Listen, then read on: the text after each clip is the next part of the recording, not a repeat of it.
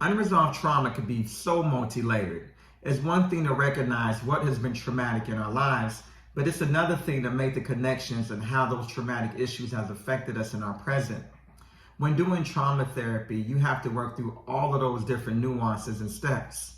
A lot of people have gone through life and experienced things and said, you know what, life life dealt me a tough hand, or it's just life, it's just situations, without ever slowing down to think maybe some of the things I went through were traumatic.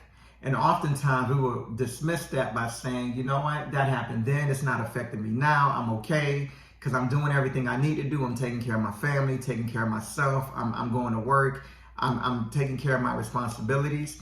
But we never slow down and say, how have those things affected me? Has it skewed my perspective and how I view the world and how I think others view me, and how I view situations? Do I look at the world as this big unsafe place that I'm terrified of really exploring and engaging?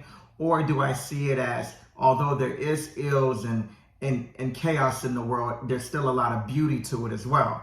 And it's not until you do the hard work of going and engaging a therapist in trauma therapy will you be able to make those distinctions. So I would encourage anyone out there that's still struggling with unresolved trauma to seek a trauma therapist and deal with those unhealthy perspectives.